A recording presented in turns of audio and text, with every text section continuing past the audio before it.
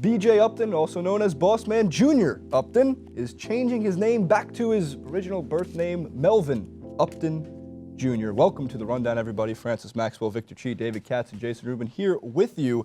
There have been some ridiculous name changes in sports history. There's been some famous ones, and there's been, the number one that comes to mind is Cassius Clay becoming Muhammad Ali, and how many people don't know he was Cassius Clay. Fun, real quick fact about that, some of the rarest memorabilia you can collect is a Cassius Clay signed boxing glove.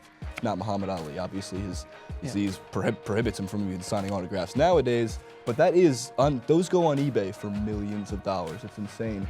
Also on the list, we have Marvin Hagler, who became Marvelous Marvin Hagler or Hagler? Hagler. Maurice Drew, who gave Maurice Jones Drew, John Holmes, JB Holmes, Chad Johnson, Chad Ochocinco, one of the best, Lloyd Be Free, World Be Free, and Ron Artest, the Metta World Peace. No, it's the Panda's Friend. It's the Panda's Friend. And have you seen his shoes? His Panda Friend sneakers. Yeah. They have little pandas on them. Nice. He goes all out for the name change. Francis, let's start on the end over here. What is one of your favorite name changes, and do you think that it helps change your image as well as just changing your name? So we done this, I was featured on the main show when they done this clip on that on the Young Turks, and we talked about many of the examples that you mentioned, and like for Ochocinco to represent his number 85, and then you have like some of the more notable name changes that perhaps encompass religion for aspects like Kareem Abdul-Jabbar. But I mean, ones like that are going across for a message like Ron Artest, I understand, like he's a funny guy, and I mean, he's trying to send a message across, but I think that message is therefore disregarded when you change it based on where you're going to be living for the Panda's Friend, which I think is somewhat ridiculous, and maybe, I don't know, some people are talking about being racist. I don't want to get into that, but Ron Artest for me is breaking the boundaries of it. If it comes to religion, culture, it's your name. You do what you want with it. It's tough with Ron Artest because changing his name to Metta World Peace or Panda's Friend or whatever the hell he wants to change it to does not erase the fact that he jumped into the stands and knocked out a fan at the Malice in the Palace. Ron Artest is jumping into the stands. One of the craziest fights in all of sports history. Victor, what is one of your favorite name changes? Well, that may be one reason why he changed it, because Ron Artest will always be associated with the Malice in the Palace. But one name change, I've always been a big fan of World Be Free. Yes. Just because he was one of the first guys to do it for non-religious reasons. We talked about Ali and Kareem Abdul-Jabbar, and that was based on their conversion to Islam. World Be Free was one of the first guys to really get creative like that. One name that I think should have been changed legally, but actually was not, was our favorite XFL player, He Hate Me. So I think he should have gone the full route, not just put it on the back of his jersey. He should have been signing checks, legal documents as He Hate Me. That's one of the better names. David, I know now you go by Michael Jordan, I believe. Is that? Well, it's funny you should say that. I think there are a few reasons why you should be allowed to change your name. In all other cases, I don't think you should be allowed to touch it. Number one is, we've talked about it, religious reasons. There's no way that I should tell someone if they want to change their name for their purposes of their religion, what they want to call themselves. They should call themselves whatever they want. Number two, if you have a name and there is someone else who is already more famous with your name, I think you should be allowed to change your name. So, University of Pennsylvania had a basketball player named Michael Jordan. When you say Michael Jordan, we did not rehearse that. He should have been allowed, and candidly probably should have changed his name, because you're always known as the other Michael Jordan. And I think there are other cases where your nickname, given to you by your friends or former teammates, just sticks with you so long that you take on the persona, that name, a Tiger Woods or something like that. Yeah. You should be allowed to then take the name. In my case, you want to go back to high school where everyone called me Thunder.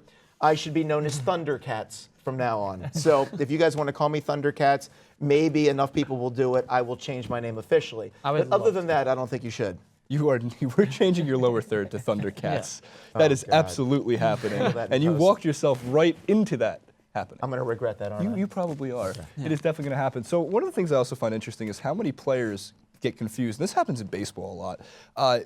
Giancarlo Stanton was Mike Stanton, but his original name was Giancarlo Stanton.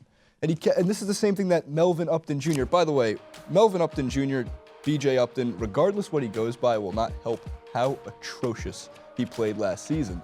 And going over to a little bit of a tangent here, in terms of numbers, because players change numbers pretty regularly in basketball, I want to say. Kobe Bryant was 8. and then he changed to number 24, and he's basically known for having both those numbers. I know LeBron James went from the Cleveland Cavaliers as 23, and he went to number 6, Jordan? and then back to, is he back to 23 on the Cavs? Right, he is back to 23 on the Cavs. Do you think any of these really help in changing the image, or do you think people will just never forget what they did in their past, and it sticks with them forever?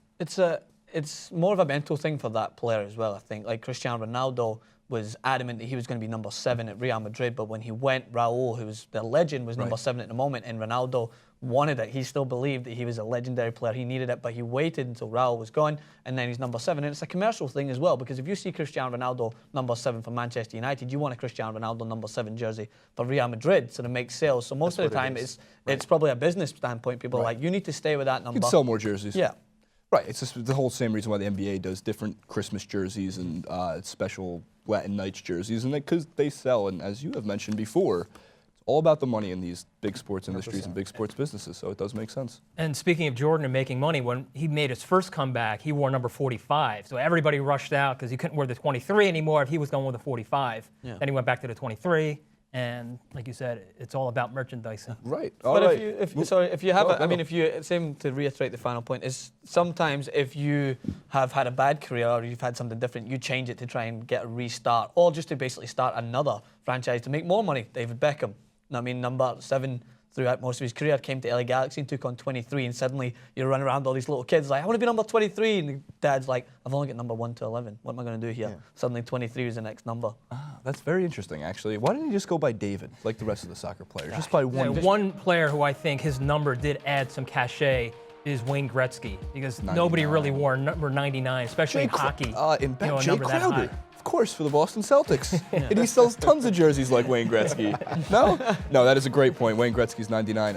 I love the number 99. I think that and 0 are just way too underutilized in the NBA. Guys, double 0, Robert Parrish. 0. Good call. Good call. The Chief. What do you guys think? Who had the best name change? Who's had the worst name change? And do you think that they can help in changing their image overall? From Francis, Victor, Thunder, and Jason. We'll see you next time on The Rundown.